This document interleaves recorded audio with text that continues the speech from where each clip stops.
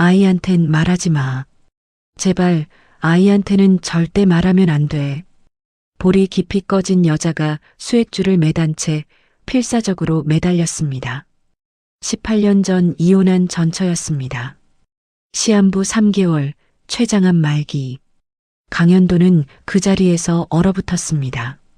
아이라니, 이혼할 때 자녀는 없었습니다.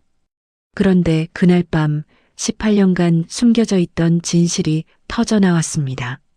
전처가 임신한 몸으로 이혼장에 도장을 찍었다는 것, 위자료 한 푼 없이 딸을 낳아 홀로 키웠다는 것, 가리고 그 딸이 아버지의 존재 자체를 증오하고 있다는 것까지, 죽어가는 전처, 자신을 거부하는 딸, 그리고 이 모든 걸 막으려는 현재의 아내, 재벌 회장의 돈으로도 살 수 없는 것들이 한꺼번에 쏟아지기 시작합니다.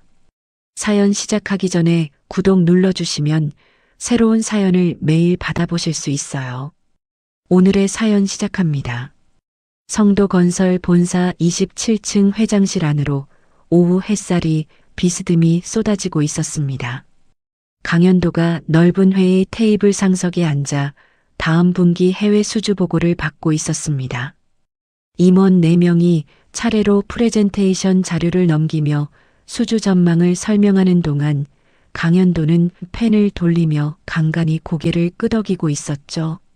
그때 회의실 문이 열리며 비서실장 최태수가 안으로 들어왔습니다. 최태수가 강현도의 귀에 대고 속삭이려다 멈추더니 접힌 메모지 한 장을 회의 자료 위에 조용히 내려놓았습니다. 강현도가 펜을 멈추고 메모지를 펼쳤습니다. 전 사모님 서윤아, 서울대 병원 입원, 췌장암 말기, 시한부 3개월. 펜을 쥔 손가락 끝이 가늘게 떨렸습니다. 임원 4명의 시선이 일제히 강현도의 손끝으로 쏠렸습니다. 강현도가 메모지를 접어 양복 안주머니에 넣고 자리에서 일어섰습니다. 회의는 여기까지. 임원들이 미처 자료를 정리하기도 전에 강현도가 회의실을 나섰고 최태수가 반 발짝 뒤에서 따라붙었습니다. 전용 엘리베이터가 지하 주차장에 도착하자 강현도가 뒷좌석에 올라탔습니다. 최태수가 운전석 옆에 앉으며 태블릿을 꺼냈습니다. 서울대 병원으로 가자. 강현도가 짧게 지시하자 차가 주차장을 빠져나왔습니다. 최태수가 태블릿 화면을 넘기며 입을 열었습니다. 6개월 전부터 체중이 계속 빠지고 배에 통증이 있었다고 합니다. 그런데 병원을 계속 미루시다가 2주 전에야 진단을 받으셨고 지금은 다인실에 입원해 계십니다. 강현도가 창밖을 바라본 채 아무 말이 없었습니다. 최태수가 잠시 망설이다 한마디를 더 보탰습니다. 보호자란에는 친구분 김정혜 씨 이름만 올라가 있습니다. 강현도가 천천히 고개를 돌렸습니다. 보호자가 친구 한 명뿐이라고? 최태수가 고개를 끄덕였습니다.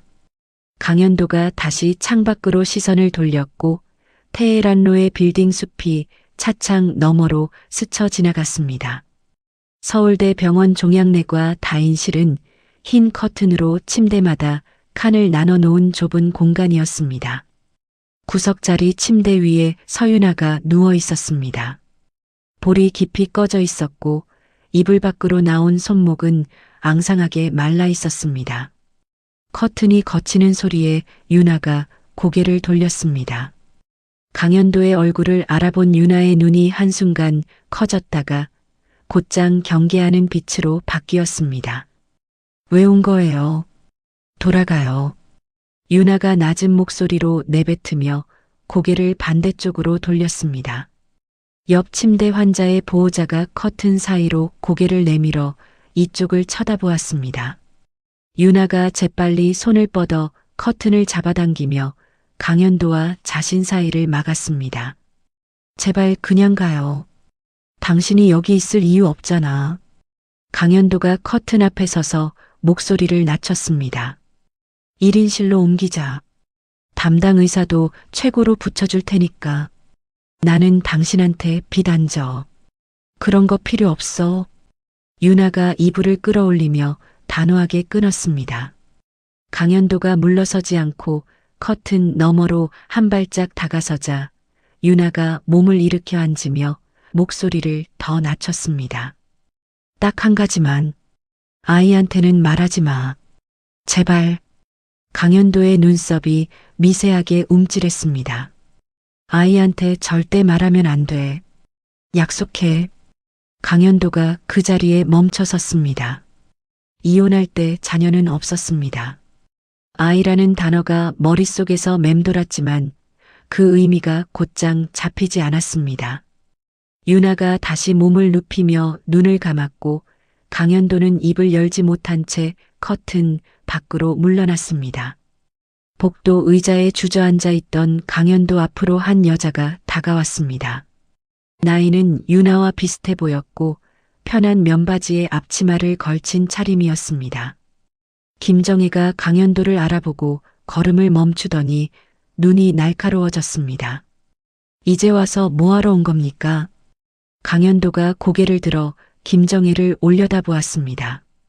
김정희는 팔짱을 낀 채 강현도를 내려다보았고 강현도는 아무런 변명도 하지 않았습니다. 그 눈빛에서 무언가를 읽었는지 김정희의 표정이 아주 조금 풀렸습니다. 밑에 카페가 있어요. 거기서 얘기합시다.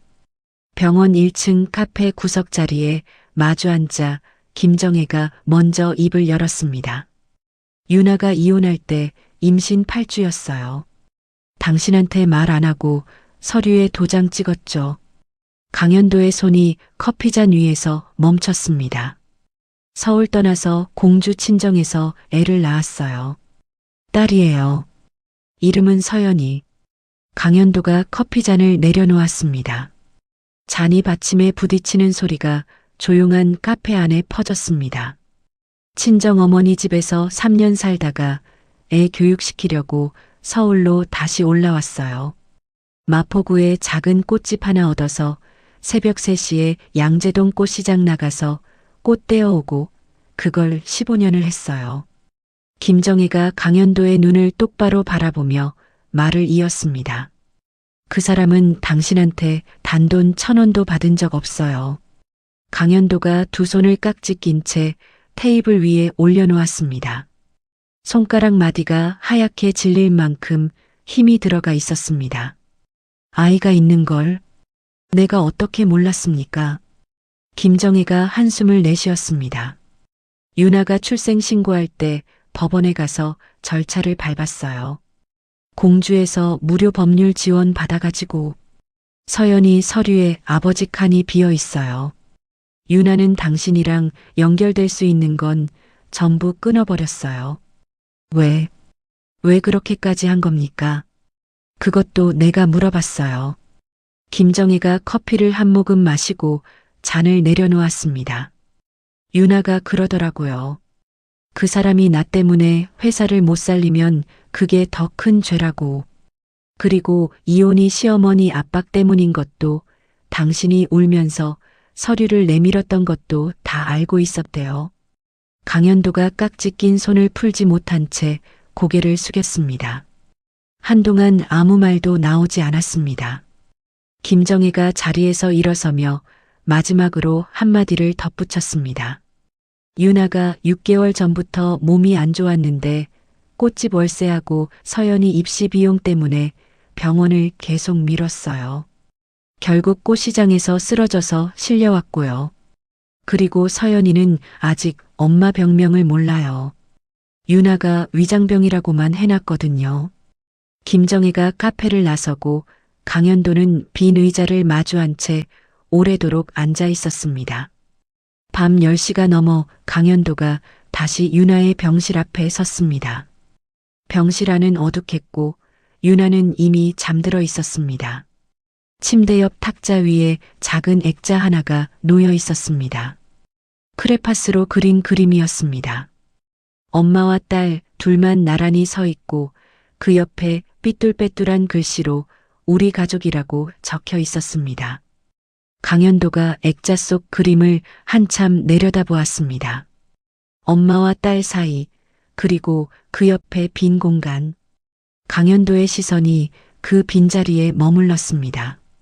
복도로 나서는 강현도에게 야간 당직 간호사가 다가왔습니다. 보호자분이세요? 강현도가 대답을 망설이자 간호사가 고개를 갸웃하며 말했습니다. 낮에도 오신 분이시죠? 환자분이 주무시면서 서연아 하고 몇 번 부르시더라고요. 강현도가 조용히 고개를 끄덕이고 주차장으로 향했습니다. 어두운 복도를 걸으며 강현도가 전화기를 꺼내 최태수에게 전화를 걸었습니다. 내일 아침 담당 전문의 면담을 잡아라. 다음 날 오전 강현도가 진료 상담실에서 담당 전문의 박도영과 마주 앉았습니다. 박도영이 촬영 사진을 모니터에 띄우며 설명을 시작했습니다. 지금 상태에서 일반적인 항암 치료로는 시간을 좀 벌 수는 있지만 크게 나아지기는 어렵습니다. 강현도가 모니터 화면을 응시하며 물었습니다. 다른 방법은 없습니까? 미국에서 진행 중인 새로운 방식의 임상시험이 하나 있습니다. 지금으로서는 그게 의미 있는 유일한 선택지입니다. 박도영이 서류를 한 장 꺼내 강현도 앞에 놓았습니다.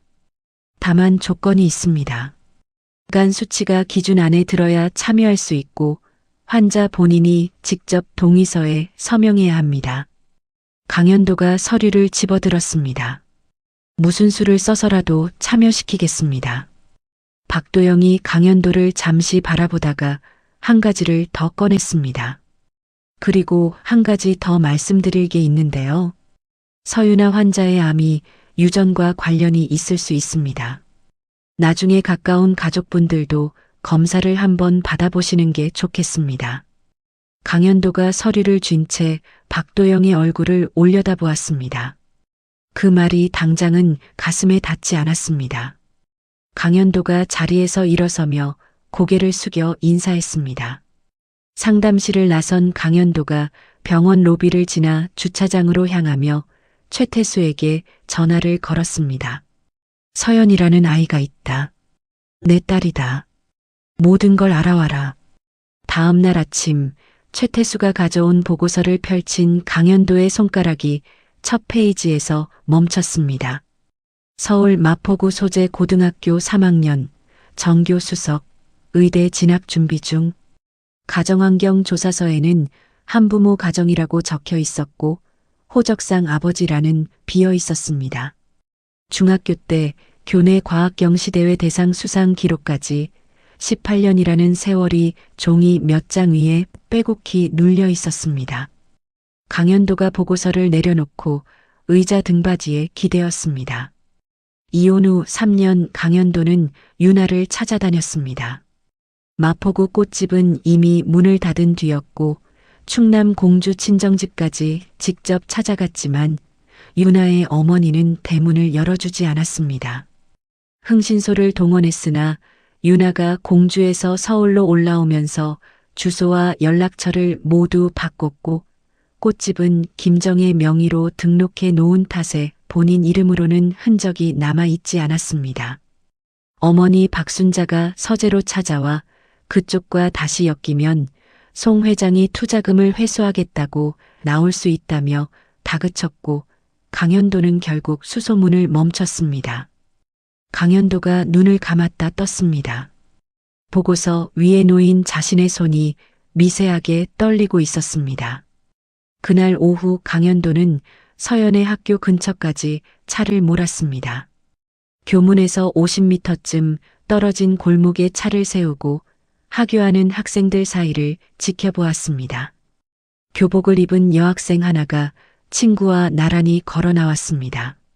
서연이었습니다. 친구와 웃으며 골목 어귀까지 같이 걷다가 손을 흔들고 헤어진 뒤 홀로 버스 정류장을 향해 걸어갔습니다. 강현도가 백미러 너머로 서연의 뒷모습을 쫓았습니다. 걸음걸이가 젊은 시절 윤아를 닮아 있었습니다. 강현도가 이마를 차창에 기댔습니다.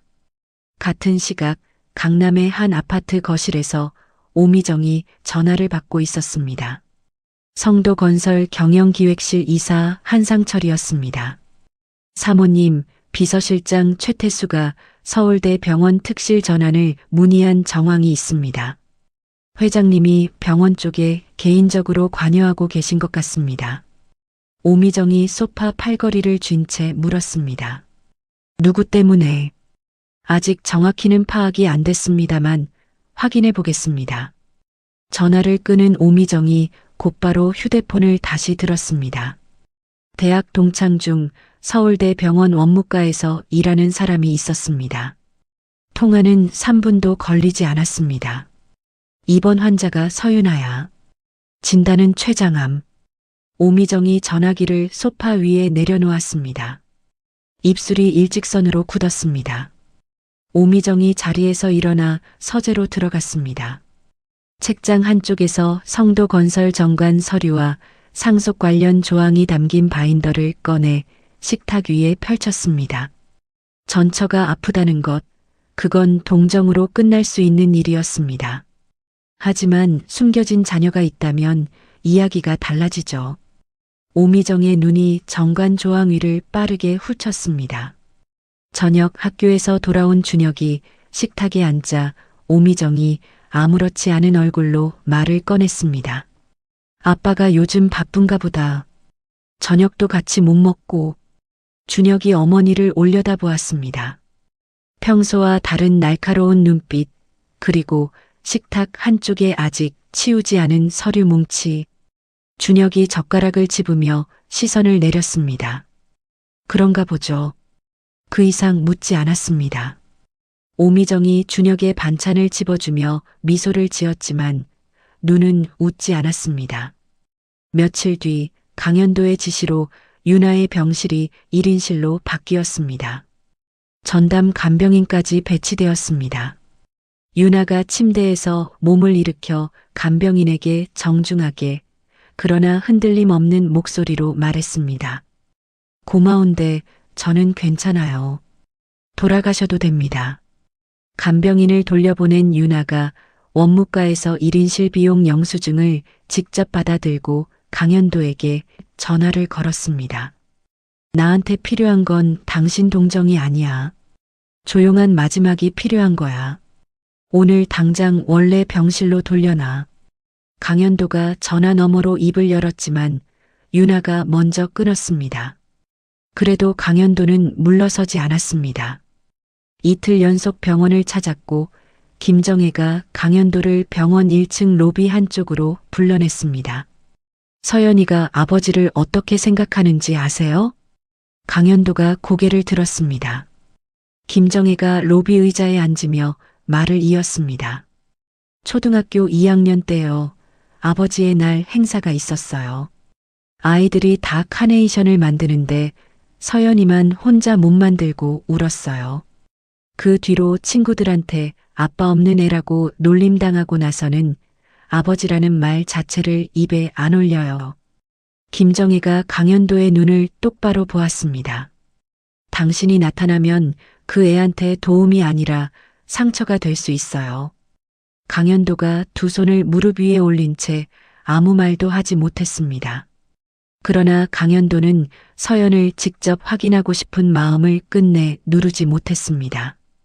최태수를 통해 서연이 매주 토요일 오후에 마포구립 도서관 열람실에서 자습한다는 것을 파악했습니다. 토요일 오후 도서관 앞 벤치에서 2시간을 기다렸습니다. 도서관 유리문이 열리고 서연이 가방을 메고 나왔습니다. 강현도가 벤치에서 일어서며 서연 앞에 섰습니다. 서연아. 서연이 걸음을 멈추고 강현도를 올려다보았습니다. 나는 강현도다. 내 아버지야. 서연의 얼굴이 순간 굳었습니다. 눈동자가 한번 크게 흔들렸다가 차갑게 가라앉았습니다. 18년 동안 코빼기도 안 비추던 사람이 무슨 아버지예요. 서연이 몸을 돌려 걸어갔습니다. 강현도가 뒤따라가며 입을 열었습니다. 서연아, 잠깐만. 서연이 걸음을 멈추고 돌아섰습니다. 눈가가 벌겋게 달아올라 있었습니다. 엄마가 새벽 3시에 꽃시장에서 40kg짜리 꽃상자 나르면서 나 키울 때 당신은 어디 있었는데요? 도서관 앞을 지나던 행인 몇 명이 고개를 돌렸습니다. 서연의 목소리가 떨리고 있었습니다. 그리고 엄마한테도 다시 오지 마세요. 우리는 18년 동안 당신 없이도 잘 살았어요. 서연이 버스 정류장으로 뛰어가 막 도착한 버스에 올라탔습니다. 버스 문이 닫히고 강현도는 정류장에 혼자 남았습니다. 떠나가는 버스의 뒷유리 너머로 서연의 뒷모습이 작아져 갔습니다. 그날 저녁 강현도가 자택 서재에 들어앉은 채 불도 켜지 않고 있었습니다. 서재 문이 열리며 오미정이 들어왔습니다. 형광등을 켜더니 강현도의 맞은편 의자에 앉았습니다. 당신 요즘 병원 다니는 거 다 알아. 그 여자한테 딸이 있다면서. 강현도가 고개를 들어 오미정을 바라보았습니다. 내 딸 문제에 당신이 끼어들 일 아니야. 오미정이 팔짱을 끼며 눈을 가늘게 떴습니다. 내 아들 몫에 손 떼는 일이면 그건 내 일이 맞아. 강현도가 자리에서 일어섰습니다. 오미정도 따라 일어섰습니다. 두 사람이 서재 안에서 서로를 마주본 채 한동안 아무 말이 없었습니다. 강현도가 먼저 시선을 끊고 서재 문을 열어나갔습니다. 다음 날 일요일 서연이 어머니의 병실을 찾았습니다. 유나가 수액을 맞으며 창밖을 보고 있다가 서연을 보고 미소를 지었습니다. 왔어? 밥은 먹었어? 서연이 침대 옆 의자에 앉으며 가방을 내려놓았습니다. 한참을 망설이다 입을 열었습니다. 엄마, 어떤 남자가 나한테 아버지라고 했어. 유나의 미소가 멈췄습니다. 그 사람이 성도 건설 강현도라고 했어. 엄마 전 남편 아니야? 유나가 이불 위에 놓인 손을 꽉 움켜쥐었습니다. 넘기려 했지만 서연의 눈이 대답을 요구하고 있었습니다. 유나가 시선을 떨어뜨렸습니다. 그 침묵이 대답이었습니다. 왜 숨겼어? 18년 동안 왜 한마디도 안 했어? 그 사람 탓을 하고 싶지 않아서. 그리고 너한테 아버지가 너를 버렸다는 상처를 주기 싫어서. 서연이 의자에서 벌떡 일어섰습니다. 결국 버린 건 맞잖아. 서연이 병실 문을 열고 뛰쳐나갔습니다. 유나가 서연을 쫓아 침대에서 내려오려다 수액줄에 팔이 걸려 몸이 앞으로 기울었습니다. 간호사가 달려와 유나를 부축했고 유나는 침대 난간을 잡은 채 병실 문 쪽을 바라보았습니다. 서연이 병실을 뛰쳐나간 뒤 같은 층 복도를 지나던 간호사가 김정혜에게 연락을 넣었습니다. 김정혜가 허겁지겁 병실에 도착했을 때 유나는 산소 수치가 떨어져 산소 마스크를 쓰고 있었습니다. 박도영이 직접 병실로 내려와 유나의 맥박과 혈압을 확인하며 안정 조치를 지시했습니다. 유나가 산소 마스크 너머로 김정혜의 손을 잡았습니다. 입술이 파르르 떨리고 있었습니다. 정혜야, 서연이가 알아버렸어. 김정혜가 유나의 손을 두 손으로 감싸며 고개를 끄덕였습니다. 알아. 지금은 말하지 마. 숨부터 고르자. 한편 서연은 병원 밖으로 나와 한강변까지 걸었습니다. 벤치에 주저앉아 한참을 울다가 주머니에서 전화기를 꺼내 김하은에게 전화를 걸었습니다. 하은아, 나한테 아빠가 있대. 그것도 재벌이래. 전화기 너머로 김하은의 숨소리가 멈추는 게 느껴졌습니다. 뭐? 갑자기 무슨 소리야? 나도 모르겠어. 머리가 하나도 안 돌아가. 일단 너무 흥분하지 마. 엄마한테 차분하게 다시 물어봐. 서연이 전화기를 귀에 댄 채 한강 위로 지나가는 유람선 불빛을 멍하니 바라보았습니다. 해가 완전히 진 뒤에야 서연은 겨우 몸을 일으켜 병원으로 돌아갔습니다. 다음 날 월요일 서연이 2교시 수업을 듣고 있을 때 전화가 울렸습니다. 병원 번호였습니다. 유나가 전날 밤 의식을 잃어 응급 처치를 받고 있다는 연락이었습니다. 서연이 책상을 밀치며 일어서 교실을 뛰쳐나갔습니다. 병원 응급실 앞에 도착한 서연이 숨을 몰아쉬며 복도를 돌아서는 순간 먼저 와 있던 강현도와 마주쳤습니다. 서연의 얼굴이 일그러졌습니다. 당신이 나타나고 나서부터 엄마가 더 힘들어졌어요. 서연이 두 손으로 강현도의 가슴을 밀쳤습니다. 제발 우리 앞에서 사라져 주세요. 강현도가 뒤로 한 발짝 밀려나며 서연의 손목을 잡으려 했지만 서연이 손을 뿌리쳤습니다. 강현도의 팔이 허공에서 멈췄습니다.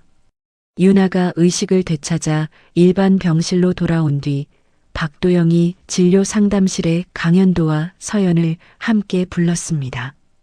박도영이 촬영 사진을 모니터에 띄우며 말했습니다. 솔직하게 말씀드리겠습니다. 유나 씨 상태가 예상보다 빠르게 나빠지고 있어요. 미국 임상시험에 참여할 수 있는 시간이 2주밖에 안 남았습니다.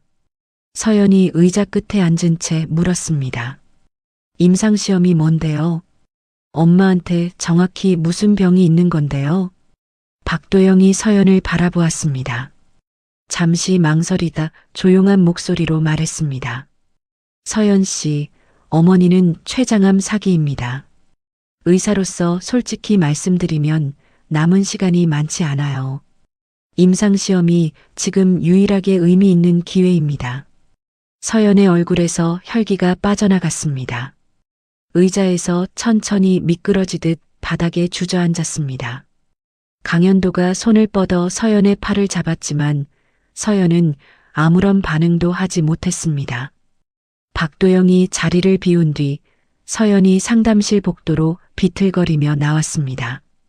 벽에 등을 기대고 소리를 죽이며 울다가 강현도를 올려다보았습니다. 엄마가 아이한테 말하지 말라고 한 게 이거였어요?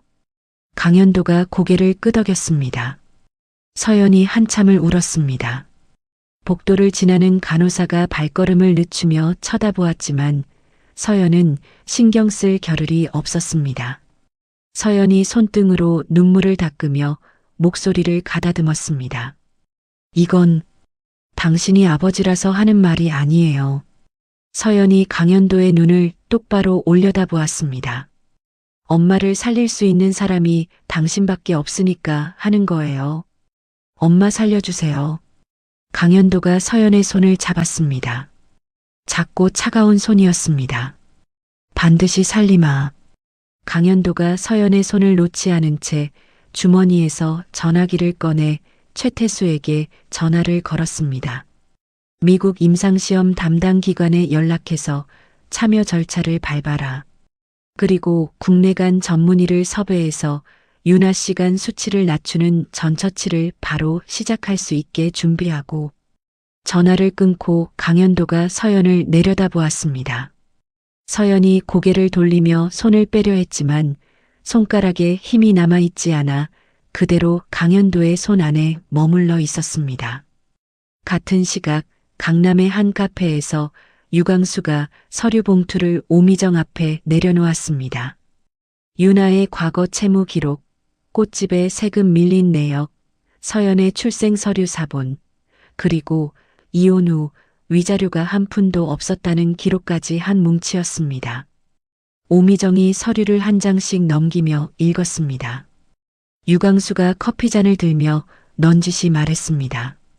사모님이 원하시면 기사 방향을 맞춰서 정리해 드릴 수 있습니다.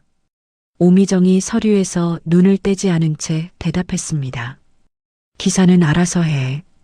그리고 한상철 이사한테 연결해줘. 따로 할 일이 있으니까. 유광수가 고개를 끄덕이며 자리에서 일어섰습니다. 그날 밤 오미정이 한상철에게 전화를 걸었습니다. 그 여자 쪽에 사람을 보내. 딸의 호적 등록을 안 하는 조건으로 합의금을 제한해. 한상철이 전화 너머에서 되물었습니다. 직접 접촉하면 위험하지 않겠습니까? 위험하니까 당신이 하는 거야. 그리고 프레임을 잘 잡아. 기사가 나가면 그 여자와 딸이 세상 욕을 먹을 거다. 그 전에 조용히 합의하는 게 서로 좋다, 이런 식으로. 오미정이 소파에 등을 기대며 천장을 올려다보았습니다. 기사 하나, 합의금 하나. 두 개를 동시에 돌려 전화가 끊겼습니다. 한상철이 전화기를 내려놓으며 한숨을 내쉬었습니다. 곧장 주소록을 뒤져 유나에게 접근할 통로를 찾기 시작했습니다. 그 시각 서울대 병원 병실에서는 서연이 잠든 어머니의 손을 잡고 침대 옆 의자에 앉아 있었습니다. 병원 주차장에서는 강현도가 차 안에서 최태수와 통화하며 임상시험 접수를 독촉하고 있었습니다. 오미정이 준비하고 있는 두 갈래의 공격을 두 사람 모두 알지 못했습니다. 열흘이 지났습니다. 아침부터 성도건설 홍보팀장의 전화기가 쉴 새 없이 울렸습니다. 강현도 회장의 숨겨진 딸과 시한부 전처라는 제목의 기사가 온라인 매체 두 곳에 동시에 올라왔습니다. 기사에는 유나의 과거 채무 기록과 꽃집에 세금 밀린 내역이 나란히 붙어 있었고 마치 유나가 돈을 뜯어내려고 딸을 앞세운 것처럼 이야기가 짜여 있었습니다. 유나가 빚을 다 갚은 사실은 어디에도 없었습니다. 기사 끝에는 회장의 전처가 병원비를 빌미로 접근했다는 재계 관계자의 증언이라는 이름 없는 코멘트가 달려 있었습니다. 같은 날 오전 한상철이 마포구의 꽃집 문을 열고 들어섰습니다. 김정혜가 카운터에서 꽃 포장을 하다가 고개를 들었습니다. 강현도 회장 측 지인입니다. 서윤아 씨께 전해드릴 말씀이 있어서 왔습니다. 한상철이 명함을 내밀며 말을 이었습니다. 호적 등록을 진행하지 않는 조건으로 따님의 학비와 치료비를 포함한 합의금을 제안드리고 싶습니다. 김정혜가 명함을 받아보지도 않고 카운터 위에 내려놓았습니다. 당신이 누구든 간에 유나한테는 전달도 안 할 거예요. 나가세요. 김정혜가 꽃가위를 내려놓으며 한상철의 얼굴을 똑바로 올려다보았습니다. 한상철이 입을 열려다 김정혜의 눈빛에 말을 삼키고 명함만 카운터에 남긴 채 꽃집을 나섰습니다. 강현도는 기사를 확인하자마자 법무팀에 기사 삭제 신청과 정정 보도를 지시했지만 이미 포털 사이트 검색어에 강현도의 이름이 올라간 뒤였습니다. 성도건설 주가가 장중 3% 떨어졌습니다. 서연의 학교에서도 기사가 돌았습니다. 아침 조회 시간부터 교실 안이 웅성거렸습니다. 동급생들이 휴대폰 화면을 힐끔거리며 서연 쪽을 쳐다보았습니다. 서연이 고개를 숙인 채 2교시가 끝나기를 기다렸습니다. 종이 울리자 서연이 담임교사 이미영에게 다가갔습니다. 선생님, 집에 가겠습니다. 이미영이 서연의 창백한 얼굴을 보고 더 묻지 않았습니다. 서연이 교실을 나선 뒤 이미영이 곧바로 김정혜에게 전화를 걸었습니다. 같은 날 오후 유나가 병상에서 김정혜가 건넨 휴대폰으로 기사를 읽었습니다. 자신의 이름, 딸의 존재, 빚기록 전부 뒤틀려서 세상에 풀려 있었습니다. 유나의 혈압이 치솟았습니다. 박도영이 긴급으로 혈압약을 투여하고 절대 안정을 지시했습니다. 유나가 김정혜의 손을 꽉 움켜쥐었습니다. 그러니까 그 사람한테 말하지 말라고 했잖아. 김정혜가 유나의 이마 위로 흘러내린 머리카락을 쓸어 넘겨주며 입술을 깨물었습니다. 유나가 안정된 뒤 김정혜가 병실 밖으로 나와 강현도에게 전화를 걸었습니다. 오늘 아침에 한상철이라는 남자가 꽃집에 찾아왔어요. 합의금을 제안하더라고요. 강현도의 눈이 좁아졌습니다. 한상철, 그 이름 하나로 충분했습니다. 강현도가 곧바로 최태수에게 전화를 걸었습니다. 기사에 붙은 서류 출처를 추적해라. 지금 당장. 최태수의 보고는 이틀 만에 올라왔습니다.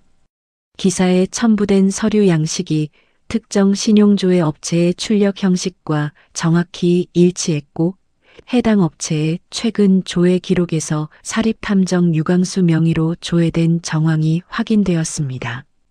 유광수에서 한상철로, 한상철에서 오미정으로 이어지는 고리가 한꺼번에 드러났습니다. 강현도가 그날 저녁 자택 거실로 들어섰습니다. 오미정이 소파에 앉아 텔레비전을 보고 있었습니다. 강현도가 텔레비전 리모컨을 집어 화면을 껐습니다. 유광수를 시켜서 기사를 뿌렸지. 한상철을 보내서 윤아한테 합의금을 들이밀었고, 오미정이 리모컨을 빼앗긴 손을 무릎 위에 내려놓으며 강현도를 올려다보았습니다. 무슨 소리야? 갑자기. 강현도가 양복 안주머니에서 접힌 종이 2장을 꺼내 소파 위에 던졌습니다. 유광수의 계좌 이체 내역 사본과 김정혜의 진술을 정리한 문서였습니다. 오미정이 종이를 내려다보았습니다. 한참 동안 아무 말이 없다가 고개를 들었습니다. 눈빛이 달라져 있었습니다. 그래, 내가 했어. 오미정이 자리에서 일어서며 강현도를 정면으로 마주 보았습니다. 당신이 그 여자한테, 그 애한테 쏟아붓는 돈하고 관심이 결국 준혁이 몫을 빼앗는 거라는 걸 모르겠어? 나는 내 아들을 지키는 것뿐이야. 강현도의 목소리가 낮게 깔렸습니다. 사람이 죽어가는데 상속 타령이냐? 그 여자가 죽든 말든 내 관심사가 아니야. 오미정이 한 발짝 다가서며 손가락으로 강현도의 가슴 쪽을 가리켰습니다. 다만 그 딸이 당신 호적에 올라가는 순간 이건 상속 문제가 돼. 그건 내일이야. 강현도가 오미정의 손을 잡지도 밀치지도 않았습니다. 두 사람의 시선이 거실 한가운데에서 부딪힌 채 움직이지 않았습니다. 강현도가 먼저 몸을 돌려 서재로 들어갔습니다. 서재 문이 닫히는 소리가 거실에 울렸습니다. 오미정이 닫힌 문을 바라보다가 천천히 소파에 다시 앉았습니다. 주먹을 쥔 손이 떨리고 있었습니다. 다음 날 아침 박도영이 강현도에게 전화를 걸었습니다. 윤아 씨의 간 수치 검사 결과가 나왔는데요. 임상시험 참여 기준에 거의 2배 가까이 높습니다. 지금 상태로는 등록이 안 됩니다. 강현도가 차 안에서 전화기를 귀에 바짝 붙였습니다. 방법이 없습니까? 간 수치를 정상까지 낮추려면 최소 2주는 전처치를 해야 합니다. 그런데 임상시험 등록 기한이 이미 빠듯해요. 기한 연장은 안 됩니까? 기관의 사정을 설명하겠습니다만 확답은 드리기 어렵습니다. 강현도가 전화를 끊자마자 최태수에게 걸었습니다. 국내 최고간 전문의를 내일까지 섭외해라. 같은 날 오전 성도건설 본사 이사회 회의실에 긴급 소집 요청이 날아들었습니다. 사회이사 3명이 기사로 인한 주가 하락과 기업 이미지 문제를 안건에 올렸습니다. 전날 대비 누적 5%가 빠져 있었습니다. 회의실 상석에 앉은 강현도를 향해 한상철이 먼저 입을 열었습니다. 회장님의 개인적인 문제가 그룹 전체의 위험이 되고 있습니다. 경영 안정을 위해서라도 사생활 문제를 빨리 정리하시는 게 맞지 않겠습니까? 한상철의 말이 끝나자 사회이사 2명이 고개를 끄덕였습니다. 강현도가 테이블 위에 양손을 나란히 올려놓으며 회의실을 둘러보았습니다. 내 개인사는 내가 처리하겠소. 기사에 대한 법적 대응은 이미 시작했고 그룹 경영에는 어떤 영향도 없도록 하겠소. 강현도가 자리에서 일어서며 회의 종료를 선언했습니다. 회의실을 나서는 강현도의 등 뒤로 한상철이 사회이사 2명과 따로 남아 이야기하는 모습이 유리문 너머로 보였습니다. 강현도가 걸음을 멈추지 않았지만 턱이 단단하게 굳어 있었습니다. 주차장으로 내려가며 강현도가 최태수에게 3가지를 한꺼번에 지시했습니다. 첫째, 간 전문의 섭외 내일까지. 둘째, 임상시험 기간의 기한 연장 공식 요청. 셋째, 유광수 계좌 거래 내역하고 한상철의 최근 외부 접촉 기록을 확보해서 법무팀에 넘겨라. 최태수가 메모하며 고개를 끄덕였습니다. 강현도가 차에 올라타며 잠시 눈을 감았습니다. 서연이 복도에서 엄마 살려주세요라고 했던 목소리가 귓가에 맴돌았습니다. 강현도가 눈을 떠 운전석을 향해 말했습니다. 서울대병원. 차가 테헤란로를 빠져나갔습니다. 그 시각 서연은 학교에서 조퇴한 뒤 한강변 벤치에 앉아 있었습니다. 학교에서 받은 시선들, 어머니의 시한부, 기사에 실린 어머니의 왜곡된 과거, 전부 한꺼번에 쏟아지고 있었습니다. 서연이 무릎에 얼굴을 묻고 소리 없이 울었습니다. 전화가 울렸습니다. 김하은이었습니다. 서연이 전화를 받자마자 내뱉었습니다. 나 좀 가만히 내버려둬. 전화를 끊었습니다. 한참 뒤 서연이 다시 김하은에게 전화를 걸었습니다. 미안. 지금 병원 가야 해. 서연이 벤치에서 겨우 일어났습니다. 병원에 도착한 서연이 어머니의 침대 곁에 앉았습니다. 유나가 수액을 맞으며 서연의 얼굴을 바라보다가 눈시울이 붉어졌습니다. 서연아, 다 엄마 잘못이야. 미안해. 서연이 어머니의 어깨를 안으며 고개를 저었습니다. 엄마 잘못 아니야. 두 사람이 한참을 말없이 안고 있었습니다. 병실 밖 복도 창을 통해 강현도가 이 모습을 지켜보고 있었습니다. 문 앞에서 한 발짝도 들어가지 못한 채 주먹을 쥐었다 폈다 하다가 고개를 숙이고 발걸음을 돌렸습니다. 이틀 뒤 강현도가 섭외한 간 전문의 이수진이 서울대 병원을 방문했습니다. 박도영과 협진 일정을 잡은 이수진이 유나의 병실에서 검사 결과를 살펴본 뒤 유나에게 말했습니다. 유나 씨, 지금 시작하는 건 항암 치료가 아니에요. 항암을 받을 수 있는 몸을 만드는 과정이에요. 간을 보호하는 약을 집중적으로 쓰고 드시는 것도 조절하고 다른 약 중에 간에 부담 주는 것도 정리할 겁니다. 유나가 이수진의 얼굴을 올려다보며 물었습니다. 그러면 임상시험에 참여할 수 있는 거예요? 2주 안에 수치를 맞춰볼 겁니다. 제가 최선을 다하겠습니다. 그날부터 유나의 하루가 바뀌었습니다. 아침마다 체열, 약 투여, 식이 관리, 저녁에 다시 혈액 검사. 김정혜가 매일 저염식 도시락을 직접 만들어 가져왔고 서연은 방과 후 병원에 와서 어머니의 식사를 챙기고 체온과 혈압을 적은 표를 직접 만들어 침대 옆에 붙였습니다. 박도영이 회진 중에 서연이 만든 표를 보더니 입꼬리를 올렸습니다. 서연 씨, 의대 가면 잘하겠는데. 서연이 고개를 숙이며 작게 웃었습니다. 유나가 그 모습을 바라보며 이불 위에 놓인 서연의 손등을 토닥였습니다. 같은 시기 강현도는 매일 새벽 서연의 학교 앞 편의점에 바나나, 우유와 삼각김밥을 맡겨 놓았습니다. 편의점 사장에게 이름은 밝히지 말아달라고 부탁했습니다. 서연은 사흘째 같은 자리에 놓인 간식이 이상해서 편의점 사장에게 물었지만 사장은 고개만 저었습니다. 넷째 날 이른 아침 서연이 일찍 나와 편의점 앞에서 기다렸습니다. 새벽 6시 검은 외투를 입은 강현도가 편의점 문을 열고 들어가 간식을 카운터에 올려놓고 나오는 뒷모습이 보였습니다. 서연이 그 자리에서 멈춰 섰습니다. 강현도가 차에 올라타 떠나는 것을 말없이 지켜보았습니다. 쫓아가지도 부르지도 않았습니다. 그날 방과 후 서연이 병원에서 어머니에게 말했습니다. 그 사람이 매일 아침 학교 앞에 간식을 놓고 가더라. 유나가 잠시 창밖을 바라보다가 천천히 몸을 숙여 침대 아래에서 낡은 종이 상자 하나를 꺼냈습니다. 이걸 너한테 줘야 할 때가 된 것 같다. 상자 안에는 편지 32통이 들어 있었습니다.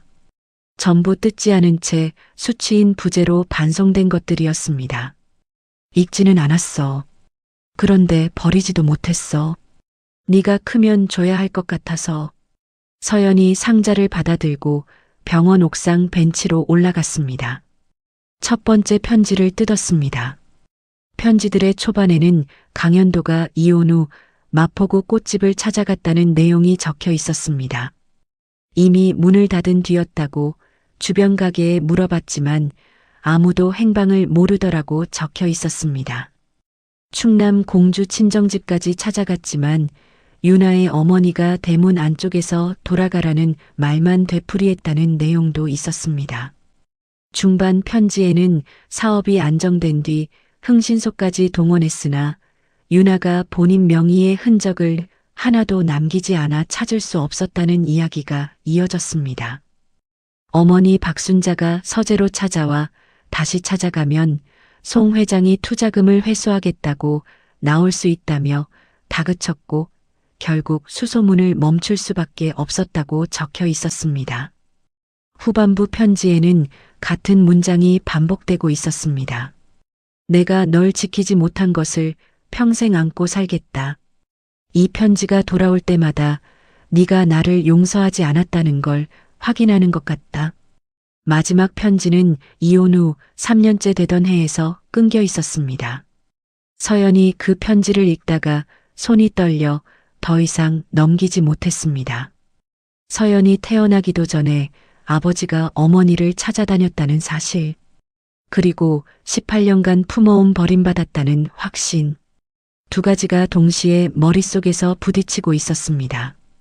서연이 편지 상자를 가슴에 안고 옥상 벤치에서 한참을 앉아 있다가 해가 기울기 시작할 무렵 병실로 내려왔습니다. 다음 날 저녁 서연이 병원 1층 로비에서 면회 시간을 기다리고 있던 강현도에게 먼저 다가갔습니다. 편지 읽었어요. 강현도가 로비 의자에서 일어서며 서연을 바라보았습니다. 아무 말도 하지 않았습니다. 서연이 가방끈을 양손으로 쥔 채 바닥을 내려다보다가 입을 열었습니다. 용서하는 건 아직 못하겠어요. 그런데 엄마를 살리려면 같이 해야 한다는 건 알겠어요. 강현도의 눈가에 잔주름이 깊어졌습니다. 입술을 한번 깨물고 나서야 겨우 고개를 끄덕였습니다. 두 사람이 병원 앞 벤치에 나란히 앉았습니다. 강현도가 서연에게 치료 경과를 설명했습니다. 간 수치가 매일 조금씩 내려가고 있다. 박도영 선생님도 2주 안에 임상시험 기준을 맞출 수 있을 거라고 했어. 서연이 고개를 끄덕이다가 물었습니다. 내가 할 수 있는 건 뭐가 있어요? 네가 매일 병원에 와서 엄마 밥 챙기고 체온 재는 것, 그게 지금 가장 큰 치료야. 서연이 대답 대신 벤치 위에 놓인 자신의 손을 내려다보았습니다. 두 사람 사이에 어색한 침묵이 흘렀지만 적대적인 공기는 아니었습니다. 전처치 14일차 마감 당일 아침이었습니다. 박도영이 최종 검사 결과지를 들고 유나의 병실에 들어섰습니다. 강현도와 서연, 김정혜가 침대 주변에 서 있었습니다. 박도영이 결과지를 유나 앞에 펼쳐놓으며 말했습니다. 기준을 충족했습니다. 김정혜가 아이고 하며 두 손을 모았습니다. 서연이 어머니의 이불 위에 놓인 손을 꽉 잡았습니다.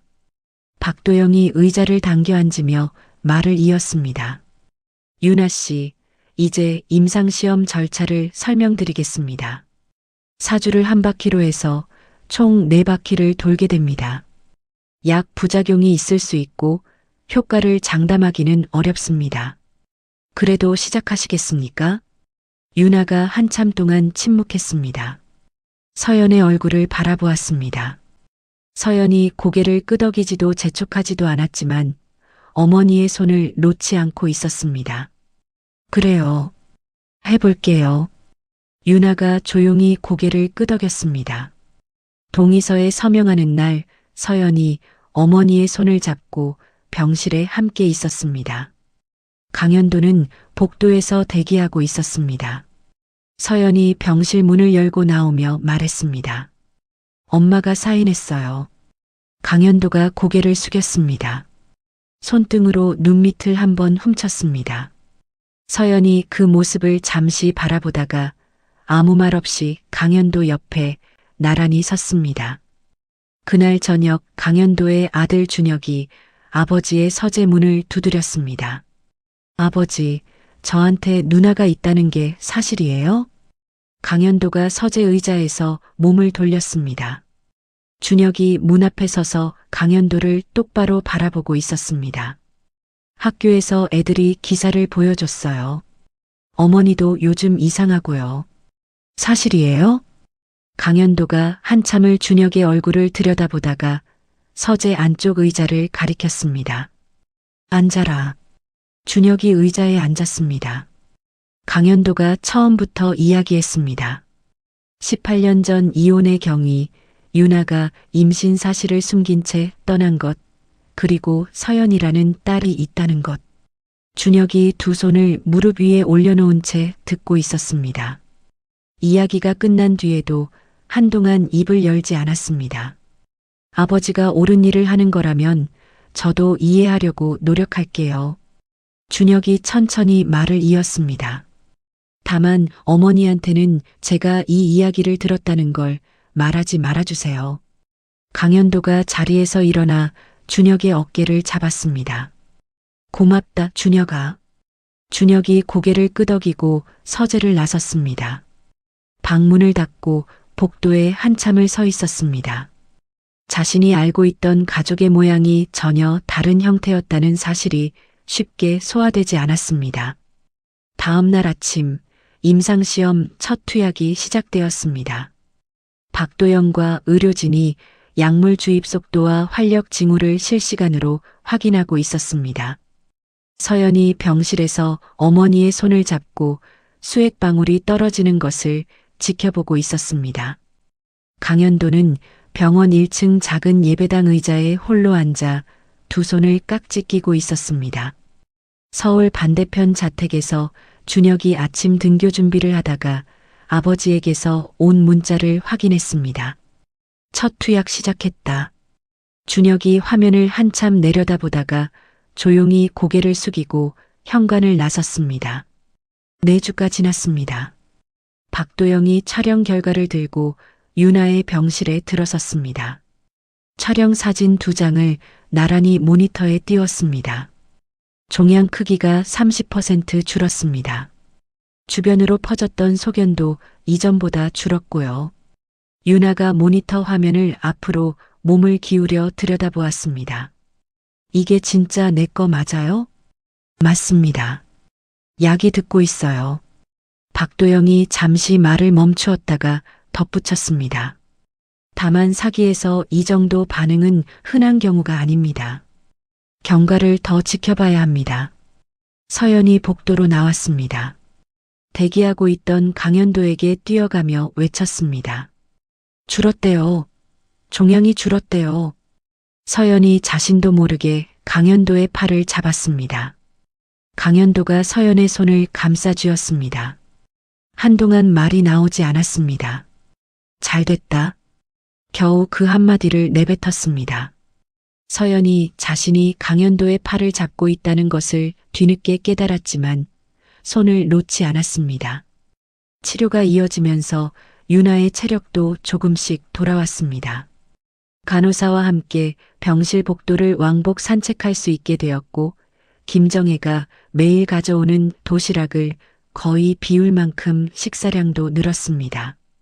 강현도는 매주 화요일과 금요일 저녁에 병원을 찾았지만 유나의 병실에 10분 이상 머물지 않았습니다. 치료 경과만 확인하고 돌아갔습니다. 강현도가 돌아간 뒤 유나가 김정혜에게 중얼거렸습니다. 그 사람 예전에는 저렇게 눈치 보는 사람이 아니었는데. 김정혜가 도시락 그릇을 정리하며 대답했습니다. 사람이 좀 변한 거겠지. 2번째 투약이 진행되는 동안 서연의 모의고사 성적이 소폭 떨어졌습니다. 병원과 학교를 오가느라 수면이 부족해진 탓이었습니다. 강현도가 김정혜를 통해 메시지를 보냈습니다. 입시 준비에 도움이 필요하면 말해라. 서연이 김정혜에게 대답했습니다. 수학이랑 과학 쪽으로 부탁해도 될까요? 강현도가 의대 입시 전문 과외교사를 섭외했습니다. 서연이 병원에서 어머니를 돌보는 시간을 빼앗지 않도록 주 3회 오전 온라인 수업으로 일정을 잡았습니다. 매주 토요일 저녁에는 강현도와 서연이 병원 근처 칼국수집에서 함께 밥을 먹는 루틴이 생겼습니다. 어느 토요일 저녁 서연이 칼국수 면을 젓가락으로 감으며 물었습니다. 왜 엄마를 다시 찾으려고 했어요? 편지를 3년이나 보내면서. 진짜 이유가 뭐예요? 강현도가 젓가락을 내려놓았습니다. 한참을 아무 말 없이 앉아 있었습니다. 내 인생에서 유일하게 돈으로 되돌릴 수 없는 실수가 그거였다. 강현도가 칼국수 국물 위로 시선을 떨어뜨렸습니다. 이혼 서류를 내밀면서 내가 울고 있었는데 내 엄마는 한 번도 안 울었어. 그게 평생 잊히지 않았다. 서연이 아무 말 없이 면을 먹었습니다. 눈시울이 벌겋게 물들어 있었습니다. 강현도가 서연의 그릇에 고명을 하나 더 얹어 주었습니다. 많이 먹어라. 식사가 끝나고 서연이 병원으로 돌아가며 걸었습니다. 뒤를 돌아보지 않았지만 걸음이 올 때보다 느려져 있었습니다. 두 번째 투약이 끝난 뒤 중간 평가 결과가 나왔습니다. 박도영이 유나에게 말했습니다. 종양이 절반으로 줄었습니다. 임상시험 참여자 중에서도 반응이 좋은 편에 속합니다. 박도영이 잠시 말을 멈추었다가 이었습니다. 관의 가능성이 보입니다. 다만 세 번째, 네 번째 투약까지 마쳐야 판단할 수 있습니다. 유나가 창밖을 바라보며 나지막이 중얼거렸습니다. 관해라는 말을 내 입으로 듣게 될 줄 몰랐네. 강현도가 유나에게 물었습니다. 퇴원하면 가고 싶은 데 있어? 유나가 오래 생각하다가 대답했습니다. 서연이가 5살 때 남해 바다에 데려가겠다고 약속했는데 결국 못 갔어. 한번 가보고 싶다. 서연이 어머니의 손을 잡으며 말했습니다. 나 그 약속 기억해, 엄마. 박도영이 당일치기 외출을 허가한 날 강현도가 직접 운전대를 잡았습니다. 서연이 뒷좌석에서 어머니의 어깨를 받치고 동행 간호사가 조수석에 앉았습니다. 서울을 출발한 차가 4시간을 달려 남해 해안가의 한적한 마을에 도착했습니다. 차 문이 열리자 유나가 눈을 감고 바닷바람을 깊이 들이마셨습니다. 서연이 휠체어를 밀어 모래밭 가까이 갔습니다. 유나가 휠체어에서 일어나 서연의 팔에 기대어 맨발로 모래를 몇 걸음 밟았습니다. 발끝에 닿는 차가운 모래와 멀리서 밀려오는 파도 소리에 유나의 입꼬리가 올라갔습니다. 서연이 어머니와 나란히 해변 의자에 앉았습니다. 엄마, 나 의사 되면 엄마 같은 사람 치료하는 종양내과 의사 할 거야. 유나가 서연의 머리카락을 쓸어 넘기며 웃었습니다. 그래, 우리 서연이면 잘하겠다. 조금 떨어진 방파제 위에서 강현도가 귤을 까며 그 장면을 바라보고 있었습니다. 귤 껍질을 벗기던 손이 멈추었고 입술을 꽉 깨물었습니다. 서울로 돌아오는 차 안에서 유나가 피곤해 잠들었습니다. 서연이 뒷좌석에서 어머니의 어깨를 받치고 있다가 강현도에게 조용히 말했습니다. 오늘 고마웠어요. 강현도가 백미러로 서연을 보며 대답했습니다. 아빠라고 안 불러도 된다. 내 옆에 있는 것만으로 충분하다. 서연이 창밖으로 시선을 돌리며 작게 대답했습니다. 네. 차 안에 처음으로 편안한 침묵이 깔렸습니다. 남해 여행 다음 주 강준혁이 학교를 마치고 혼자 서울대 병원을 찾아왔습니다. 간호사에게 면회를 요청하고 유나의 병실에 들어선 준혁이 침대 앞에 서서 허리를 숙여 인사했습니다. 안녕하세요. 강준혁입니다. 유나가 준혁의 얼굴을 올려다보았습니다. 눈매가 강현도의 젊은 시절을 닮아 있었습니다. 유나가 잠시 눈을 감았다 떴습니다. 잘 왔다, 준혁아. 준혁이 편의점에서 사온 주스를 탁자 위에 올려놓고 침대 옆 의자에 어색하게 앉았습니다. 무슨 말을 해야 할지 몰라 주스 포장만 만지작거리고 있을 때 병실 문이 열리며 서연이 들어왔습니다. 두 사람의 시선이 마주쳤습니다. 준혁이 먼저 의자에서 일어서며 입을 열었습니다. 안녕, 나 준혁이야. 서연이 가방을 의자에 내려놓으며 대답했습니다. 알아. 기사에서 봤어. 유나가 침대에서 나지막이 말했습니다. 서연아, 인사는 제대로 해야지. 서연이 잠시 입술을 깨물다가 짧게 대답했습니다. 안녕, 준혁아. 병실 안에 어색한 공기가 흘렀지만 날카로운 기운은 아니었습니다. 그날 저녁 강현도가 최태수에게 지시했습니다. 서연이 호적 정리를 위한 법률 검토를 시작해라. 내가 생부로 인지하는 절차. 최태수가 메모하며 보고했습니다. 가정법원에 인지 신고를 해야 합니다. 서연 씨가 아직 미성년이니까 핵심은 친권자인 유나 씨의 동의서입니다. 그리고 회장님과 서연 씨 사이의 유전자 검사 결과도 필요합니다. 강현도가 고개를 끄덕이며 의자 등받이에 기대었습니다. 같은 시각 박도영이 세 번째 투약 일정을 확정하며 유나에게 말했습니다. 여기까지 온 것이 대단합니다. 하지만 아직 안심하기엔 일러요. 세 번째와 네 번째가 고비입니다. 유나가 고개를 끄덕이며 침대 옆 탁자를 바라보았습니다. 남해 해변에서 서연이 찍어준 사진이 세워져 있었습니다. 맨발로 모래를 밟고 있는 자신의 뒷모습. 그 옆에는 서연이 어릴 때 그린 크레파스 가족 그림이 나란히 놓여 있었습니다. 세 번째 투약이 시작된 지 이틀 후였습니다.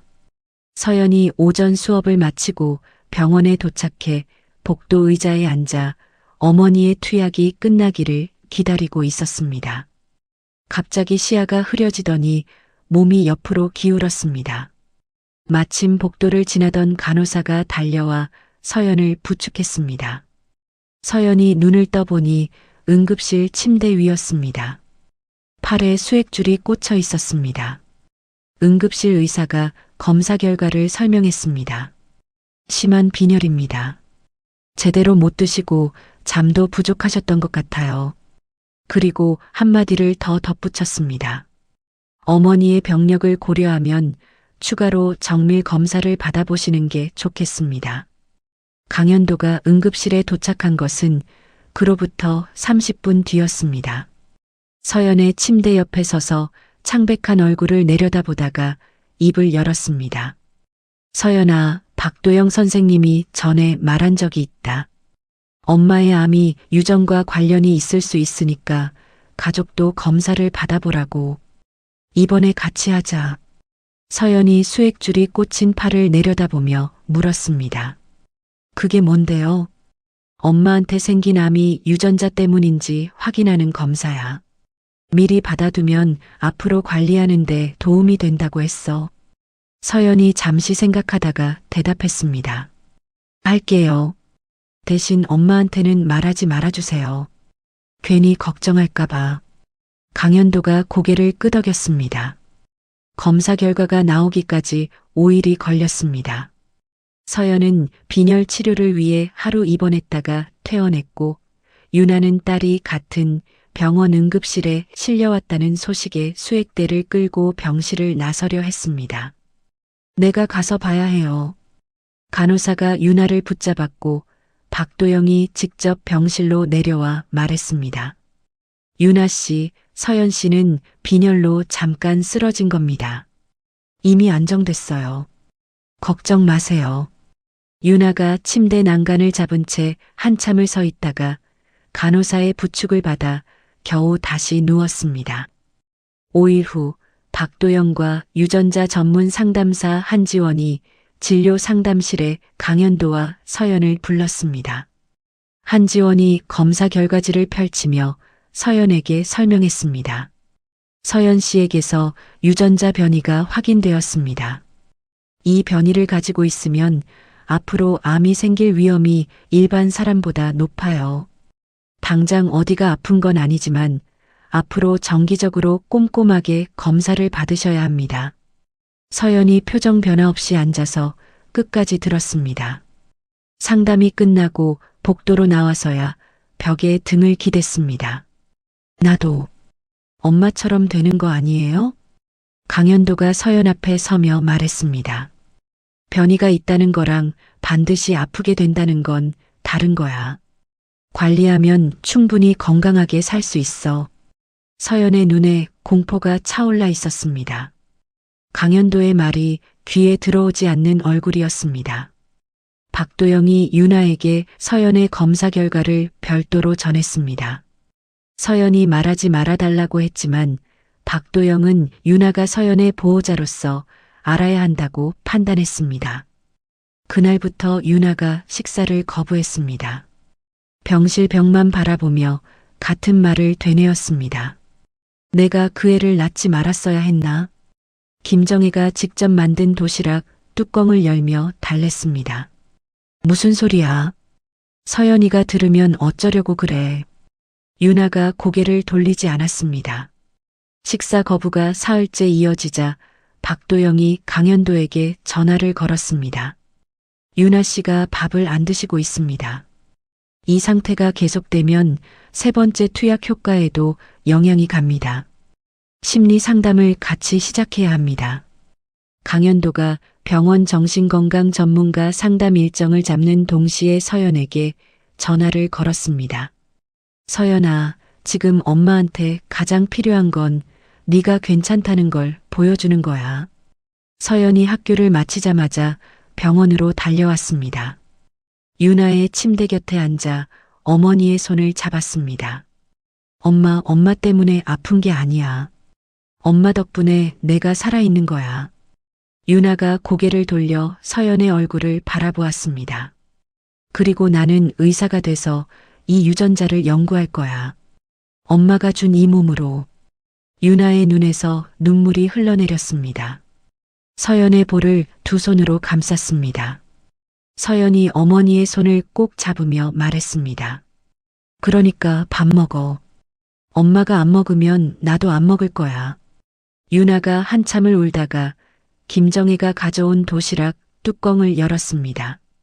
5일 만에 처음으로 숟가락을 들었습니다. 그날 밤 준혁이 아버지의 서재문을 두드렸습니다. 문 앞에 선 준혁의 손이 떨리고 있었습니다. 아버지, 어머니가 누나 서연이의 병원 기록을 한상철한테 넘겼어요. 강현도가 의자에서 몸을 돌렸습니다. 서재 앞을 지나가다가 어머니가 통화하는 걸 들었어요. 서연이 누나의 검사 결과를 이사회에 흘리면 아버지가 호적 등록을 포기할 수도 있다고 했어요. 강현도가 한동안 아무 말도 하지 못했습니다. 서재 의자에 앉은 채 준혁의 얼굴을 올려다보았습니다. 준혁아, 이 말을 하는 게 쉽지 않았을 텐데. 네가 옳은 일을 했다. 준혁의 눈시울이 붉어졌습니다. 누나가 아프다는 걸 무기로 쓰는 건 잘못이잖아요. 강현도가 자리에서 일어나 준혁의 어깨를 잡았습니다. 어머니한테 법적으로 조치를 해야 할 수도 있다. 네가 힘들 수 있어. 준혁이 입술을 깨물다가 대답했습니다. 어머니가 잘못한 건 잘못한 거예요. 그런데 어머니도 제 어머니니까 아주 망하게 하지는 말아주세요. 강현도가 아들의 어깨를 한번 꽉 쥐었다 놓으며 고개를 끄덕였습니다. 준혁이 서재를 나선 뒤 강현도가 최태수에게 전화를 걸었습니다. 내일 아침 법무팀장 회의를 소집해라. 한상철 건하고 미정희 건 같이 정리한다. 다음 날 아침 강현도가 출근하자마자 법무팀장과 외부 로펌 변호사를 회장실에 불렀습니다. 한상철이 서연이의 병원 기록을 빼돌려서 이사회 사람들한테 흘렸다. 개인정보를 몰래 빼낸 것, 업무상 비밀을 누설한 것, 두 건 다 고발 절차를 밟아라. 강현도가 책상 위에 최태수가 정리한 서류 뭉치를 밀어놓으며 말을 이었습니다. 그리고 오미정. 한상철한테 이걸 지시한 건 오미정이야. 민사로 손해배상 청구를 준비해라. 법무팀장이 서류를 받아들며 고개를 끄덕였습니다. 같은 날 오후 임시 이사회가 소집되었습니다. 강현도가 이사회에 3가지 자료를 한꺼번에 제출했습니다. 유광수와 한상철 사이의 동거래 증거, 기사가 나간 경위를 정리한 보고서, 그리고 서연의 병원 기록이 유출된 정황을 담은 법무팀 보고서였습니다. 사회이사들이 보고서를 읽는 동안 회의실이 조용해졌습니다. 한 사회이사가 안경을 벗으며 입을 열었습니다. 이건 단순한 내부 분쟁이 아니라 법을 어긴 겁니다. 다른 사회이사가 고개를 끄덕이며 동의했습니다. 한상철의 모든 사내 직책과 출입 권한을 해제하는 안건이 과반수 찬성으로 통과되었고, 유광수에 대한 회사 차원의 고발도 함께 승인되었습니다. 이사회를 마친 강현도가 저녁에 자택으로 돌아왔습니다. 거실에 오미정이 앉아 있었습니다. 강현도가 오미정의 맞은편 소파에 앉았습니다. 이혼은 하지 않겠다. 오미정이 고개를 들어 강현도를 바라보았습니다. 준혁이를 위해서 겉으로는 가정을 유지한다. 대신 당신은 그룹 경영이든 내 가족 문제든 더 이상 손대지 마. 당신 이름으로 된 집하고 생활비는 지금 그대로 유지해 줄 테니까. 오미정이 소파 팔걸이를 움켜쥐었습니다. 이게 나를 쫓아내는 거야? 별거야. 준혁이한테 상처를 줄이는 방법이 이거밖에 없어. 오미정이 입술을 깨물며 강현도를 노려보았습니다. 준혁이가 당신한테 말했어? 강현도가 대답하지 않았습니다. 하지만 그 침묵이 대답이었습니다. 오미정의 얼굴에서 혈기가 빠져나갔습니다. 기사를 뿌린 것도, 합의금을 보낸 것도, 서연이의 검사 결과를 흘린 것도 전부 실패했습니다. 그리고 아들까지. 오미정이 소파 등받이에 기대며 천장을 올려다보았습니다. 긴 침묵이 흘렀습니다. 알았어. 오미정이 자리에서 일어서며 거실을 나갔습니다. 발소리가 계단을 올라가 2층으로 사라졌습니다. 며칠 뒤 병원에서 서연의 유전자 검사에 대한 장기 관리 계획을 설명하는 자리가 마련되었습니다. 유전자 전문 상담사 한지원이 서연에게 앞으로의 검진 일정을 안내했습니다. 6개월에 한 번 유방검사, 1년에 한 번 배 쪽 정밀검사, 그리고 피검사를 정기적으로 받으시면 됩니다. 30대 중반 이후에는 다른 선택지에 대해서도 상담을 하게 될 거예요. 서연이 수첩에 꼼꼼하게 적다가 고개를 들었습니다. 이런 걸 연구하는 의사가 되려면 어떤 과로 가야 돼요? 한지원이 잠시 놀란 듯 서연을 바라보다가 대답했습니다. 종양내과, 유전체의학, 예방의학. 여러 길이 있어요. 서연이 수첩에 한 줄 더 적으며 중얼거렸습니다. 내가 직접 공부할 거예요. 이 유전자. 한지원이 조용히 미소 지었습니다. 3번째 투약의 중간 평가 결과가 나왔습니다. 박도영이 유나의 병실에 들어서며 촬영 사진을 모니터에 띄웠습니다. 식사를 다시 시작하신 뒤로 약 반응이 다시 정상으로 돌아왔습니다. 종양 크기는 이전이랑 비슷한 수준으로 유지되고 있고 새로 퍼진 곳도 없어요. 박도영이 유나와 강현도, 서연을 번갈아 보며 말했습니다. 4번째까지 잘 맞히면 관의 판정을 받을 가능성이 높습니다. 유나가 눈을 감고 깊은 숨을 내쉬었습니다. 한참 뒤에 눈을 떠 강현도와 서연을 바라보며 조용히 말했습니다. 여기까지 오는데 당신들이 없었으면 못 왔을 거야. 강현도가 대답했습니다. 아직 한 바퀴 남았어. 끝까지 가자. 3번째 투약이 무사히 끝난 뒤 강현도가 유나에게 서연의 호적 정리를 꺼냈습니다. 서연이를 내 호적에 올리고 싶다. 유나가 한참 동안 강현도의 얼굴을 바라보았습니다. 서연이가 원하면 그리고 서연이가 이 결정이 뭘 뜻하는지 충분히 이해하면 강현도가 고개를 끄덕였습니다. 최태수가 가정법원에 필요한 서류를 준비했습니다. 유나의 동의서, 서연의 출생 서류, 그리고 강현도와 서연 사이의 유전자 검사 결과. 서연은 서류를 받아들고 처음 편지를 읽었던 병원 옥상 벤치에 올라가 앉았습니다. 서류를 오래 읽다가 김하은에게 전화를 걸었습니다. 내 호적에 아버지가 생기는 거라는데 이상한 기분이야. 좋은 거 아니야? 좋은 건지 모르겠는데. 싫지는 않아. 서연이 전화를 끊고 서류를 무릎 위에 올려놓은 채 멀리 보이는 서울 하늘을 바라보았습니다. 유나가 병상에서 동의서에 서명하는 날 펜을 내려놓으며 강현도에게 말했습니다. 이건 당신하고 나 사이 문제가 아니야. 서연이의 미래에 대한 결정이야. 서연이를 실망시키면 그때는 내가 용서 안 해. 강현도가 짧게 대답했습니다. 알겠다. 가정법원에 서류를 제출하는 날 강현도와 서연이 나란히 접수 창구 앞에 섰습니다. 유나는 병원에서 위임장을 작성해 김정혜 편에 보냈습니다.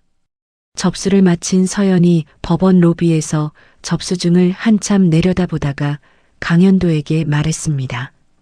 이름이 들어갔으니까 책임도 평생이에요. 아시죠? 알고 있다. 강현도가 서연의 어깨를 가볍게 두드렸습니다. 그날 저녁 강현도가 병원 근처 빵집에서 딸기 생크림 케이크를 하나 사들고 유나의 병실에 도착했습니다. 서연과 유나, 김정혜, 그리고 학교를 마치고 달려온 준혁까지 5사람이 병실간이 탁자에 둘러앉았습니다. 작은 초에 불을 붙이자 좁은 병실에 주황빛이 퍼졌습니다. 유나가 촛불을 바라보며 고개를 저었습니다. 내 병실에서 이런 일이 생길 줄이야. 웃으면서 눈물이 흘렀습니다. 김정희가 옆에서 휴지를 건넸습니다. 준혁이 케이크를 한 입 먹고 서연을 바라보며 입을 열었습니다. 누나. 서연이 눈을 동그랗게 떴습니다. 갑자기 동생이 생기니까 이상하다. 서연이 어색하게 웃었습니다. 2사람은 케이크를 다 먹은 뒤 병실을 나와 병원 옥상으로 올라갔습니다. 서울 야경이 눈앞에 펼쳐졌습니다. 나는 건축하고 싶어. 준혁이 옥상 난간에 기대며 말했습니다. 나는 의사. 서연이 나란히 서서 대답했습니다. 2사람 사이에 찬 바람이 불었지만 아무도 먼저 안으로 들어가자고 하지 않았습니다. 강현도가 병실 창 너머로 옥상 계단을 올라가는 2아이의 뒷모습을 발견하고 옆에 서 있던 최태수에게 나지막이 말했습니다. 저게 내가 18년 전에 만들었어야 하는 풍경이었다. 4번째 투약이 시작되었습니다. 유나는 이전보다 부작용이 적어 체력을 유지하며 버텼고 박도영과 의료진이 매일 혈액 검사와 활력 징후를 세밀하게 확인했습니다. 서연은 학교와 병원을 오가면서도 모의고사 성적을 전교 3등까지 끌어올렸습니다. 4번째 투약 마지막 날 박도영이 병실을 방문하여 최종 검사 일정을 잡았습니다. 2주 뒤에 촬영 검사를 합니다. 그 결과로 관해 여부가 결정됩니다. 유나가 서연의 손을 잡은 채 대답했습니다. 무슨 결과가 나오든 엄마는 이미 충분히 받았다. 서연이 어머니의 손을 꽉 쥐었습니다. 아니, 아직 부족해. 엄마가 내 의대 입학식에 와야 해. 그때 엄마 손잡고 들어갈 거야. 유나가 서연의 눈을 바라보며 작게 웃었습니다. 그래, 꼭 가야지. 병실 창으로 겨울 오후 햇살이 비스듬히 들어오고 있었습니다. 침대 옆에 붙어 있는 서연의 간이 차트 마지막 칸에 체크 표시가 찍혔습니다. 4번째 투약이 끝나고 2주가 지났습니다. 1월 마지막 주 박도영이 최종 촬영 결과를 들고 유나의 병실에 들어섰습니다. 강현도, 서연, 김정혜가 침대 주변에 서 있었습니다. 박도영이 촬영 사진 2장을 나란히 모니터에 띄우며 입을 열었습니다. 종양이 사진에서 보이지 않는 수준까지 줄었습니다. 추가 촬영에서도 활성 소견이 없습니다. 박도영이 윤아의 눈을 바라보며 말했습니다. 관의 판정을 내릴 수 있습니다. 윤아가 두 손으로 입을 막았습니다. 소리가 나오지 않았습니다. 어깨가 들썩이며 눈물이 손가락 사이로 흘러내렸습니다. 김정혜가 윤아의 등을 토닥이다가 자신도 눈물을 참지 못하고 고개를 숙였습니다. 서연이 병실 문을 열고 복도로 뛰어나갔습니다. 복도 의자에서 대기하고 있던 강현도가 일어서는 것을 보자마자 외쳤습니다. 관해래요. 관의 판정이래요. 서연이 강현도에게 달려갔습니다. 강현도가 두 팔을 벌려 서연을 안았습니다. 서연이 강현도의 가슴에 얼굴을 묻고 울었습니다. 이번에는 밀어내지 않았습니다. 강현도가 서연의 등을 두드리며 눈을 감았습니다. 천장의 형광등 불빛이 젖은 눈꺼풀 너머로 번졌습니다. 한참 뒤 박도영이 윤아와 가족에게 앞으로의 계획을 설명했습니다. 퇴원 후 3개월마다 촬영 검사와 피 검사를 받으셔야 합니다. 6개월마다는 정밀 촬영도 하고요. 최소 5년간 추적 관찰이 필요합니다. 박도영이 잠시 말을 멈추었다가 덧붙였습니다. 관해가 완치를 뜻하는 건 아닙니다. 하지만 지금 상태는 최선의 결과예요. 윤아가 서연의 손을 잡은 채 창밖을 바라보며 나지막이 말했습니다. 5년이면 서연이가 전공에 하고 있을 때네. 서연이 어머니의 손을 꽉 쥐었습니다. 그때도 검사같이 오자. 내가 옆에서 결과지 읽어줄게. 윤아가 웃었습니다. 오랜만에 근심 없는 웃음이었습니다. 관의 소식은 김정혜를 통해 마포구 꽃집 단골 손님들과 시장 상인들에게 퍼졌습니다. 꽃집 앞에 축하 화환 2개가 놓였습니다. 준혁이 학교에서 서연에게 문자를 보냈습니다. 누나 엄마 관에 축하해요. 서연이 수업 시간에 책상 아래에서 문자를 읽다가 입꼬리를 올렸습니다. 퇴원 전날 강현도가 윤아의 꽃집 건물을 찾아갔습니다. 꽃집 위층의 원룸은 벽지가 들떠 있었고 보일러에서 이상한 소리가 났습니다. 겨울을 나기엔 어려운 상태였습니다. 강현도가 최태수에게 전화를 걸었습니다. 3일 안에 도배, 바닥 교체, 보일러 수리, 욕실의 미끄럼 방지 손잡이까지 끝내라. 건물주한테는 내가 직접 이야기하겠다. 최태수가 메모하며 대답했습니다. 알겠습니다. 혹시 다른 곳으로 옮기시는 건? 아니야. 거기가 윤아 씨네 집이야. 그 집에서 쉬어야 해. 퇴원 당일 2월 초의 차가운 아침이었습니다. 윤아가 수개월 만에 병원 정문을 제 발로 걸어 나왔습니다. 서연이 한쪽 팔을 잡고 강현도가 반 발짝 뒤에서 따랐습니다. 병원 정문 앞에 김정혜가 서 있었습니다. 윤아의 꽃집에서 직접 가져온 흰 프리지아 꽃다발을 들고 있었습니다. 그 옆에서 준혁이 차 문을 미리 열어놓고 기다리고 있었습니다. 윤아가 꽃다발을 받아들더니 꽃잎을 유심히 살펴보았습니다. 눈이 가늘어졌습니다. 이 꽃 내가 직접 다듬은 건데 누가 물을 안 갈아줬어. 잎끝이 누렇잖아. 김정혜가 어이없다는 듯 웃었습니다. 퇴원하자마자 꽃부터 걱정이야. 환자가. 서연이 끼어들었습니다. 엄마, 퇴원하자마자 꽃 타령이야? 윤아가 꽃다발을 가슴에 안으며 대꾸했습니다. 이게 내 밥줄인데. 주변에서 웃음이 터졌습니다. 강현도도 입꼬리가 올라가는 것을 감추지 못했습니다. 꽃집 위층 원룸에 도착한 윤아가 현관문을 열고 안으로 들어섰습니다. 새로 바른 벽지에서 풀 냄새가 났고 바닥이 깨끗하게 바뀌어 있었습니다. 욕실 벽에 스테인리스 손잡이가 붙어 있었습니다. 유나가 방 안을 둘러보다가 김정혜에게 넌지시 말했습니다. 정혜야, 집이 좀 달라졌지? 김정혜가 신발을 벗으며 시치미를 뗐습니다. 건물주가 양심이 생겼나 보지. 유나가 더 묻지 않았습니다. 창문을 열어 찬 공기를 들이마시며 꽃집 쪽을 내려다보았습니다.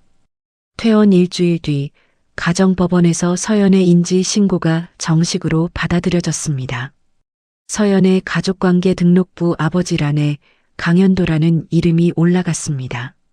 서연이 법원 로비에서 서류를 한참 내려다보다가 옆에 선 강현도에게 말했습니다. 진짜 들어갔네요. 이름이. 이제 안 빠진다. 서연이 서류를 가방에 넣으며 고개를 끄덕였습니다. 유나는 2월 중순부터 꽃집에 나오기 시작했습니다. 오전 반나절만 일하고 돌아갔습니다.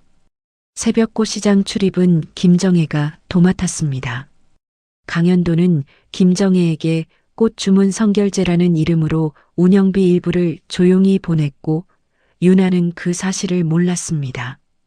가을 서연이 의대 수시 전형에 지원했습니다. 자기소개서에 어머니의 투병과 자신의 유전자 검사 경험을 구체적으로 적었습니다. 종양 유전학을 연구하겠다는 꿈을 담았습니다. 면접 준비 기간에 강현도가 박도영에게 부탁을 했습니다. 서연이가 의대 면접에서 의료 현장 이야기를 물어볼 수 있다고 하던데 잠깐 시간 좀 내줄 수 있겠습니까? 박도영이 흔쾌히 고개를 끄덕였습니다. 점심시간에 병원 구내식당에서 박도영과 서연이 마주 앉았습니다. 박도영이 종양내과 의사의 하루에 대해 이야기했습니다. 보람도 힘든 것도 솔직하게 말했습니다. 서연이 수첩에 빼곡하게 메모하다가 고개를 들었습니다. 선생님은 후회한 적 없으세요? 박도영이 커피를 한 모금 마시며 대답했습니다. 많지. 그래도 다시 선택하라면 같은 과를 고를 거야. 서연이 수첩을 덮으며 고개를 끄덕였습니다. 면접 당일 아침 강현도가 서연을 면접장 건물 앞까지 차로 데려다 주었습니다. 서연이 차에서 내리며 돌아보았습니다. 다녀올게요. 잘하고 와. 네가 지금까지 해온 것만 보여주면 된다. 서연이 건물 안으로 들어갔습니다. 강현도가 차 안에서 서연의 뒷모습이 사라질 때까지 지켜보았습니다. 같은 시각 유나가 꽃집 카운터에서 노란 국화 화분을 다듬고 있었습니다. 김정혜가 옆에서 물을 주며 물었습니다.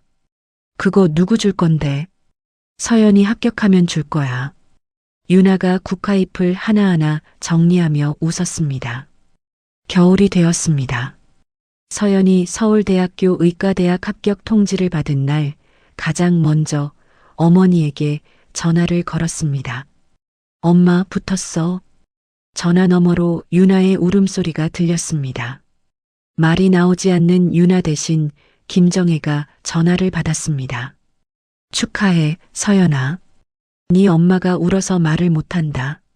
서연이 전화를 끊고 강현도에게 문자를 보냈습니다. 합격했어요, 아버지. 강현도가 회장실에서 그 문자를 읽었습니다. 의자 등받이에 기대어 천장을 올려다보았습니다. 최태수가 문을 두드렸습니다. 회장님, 다음 일정이 있습니다. 5분만. 강현도가 문자 화면을 한 번 더 내려다보았습니다. 아버지라는 두 글자 위에 시선이 오래 머물렀습니다. 그날 저녁 강현도가 유나의 꽃집을 찾았습니다. 카운터 위에 노란 국화 화분이 리본을 달고 놓여 있었습니다. 이걸 언제 준비한 거야? 유나가 꽃잎을 매만지며 대답했습니다. 면접 날부터. 될 줄 알았어. 강현도가 꽃집 한쪽에 서서 유나의 손을 바라보았습니다. 꽃을 다루는 손가락마다 오래된 굳은 살이 박혀 있었습니다. 그 손으로 새벽꽃 시장에서 상자를 나르고 가게를 열고 딸을 키웠습니다. 강현도가 시선을 떼지 못한 채 한참을 서 있었습니다. 이듬해 봄 서울대학교 의과대학 입학식 날이었습니다. 강당 객석에 강현도와 윤아가 나란히 앉아 있었습니다. 윤아는 두 번째 정기 검진에서도 관해 상태가 유지되고 있었고 꽃집 일에 복귀하여 체력도 많이 돌아온 상태였습니다. 김정혜가 골라준 연한 하늘색 재킷을 입고 있었습니다. 입학식이 끝난 뒤 강당 밖으로 나온 서연에게 뒤에서 목소리가 들렸습니다. 누나. 준혁이 꽃다발을 들고 뛰어왔습니다.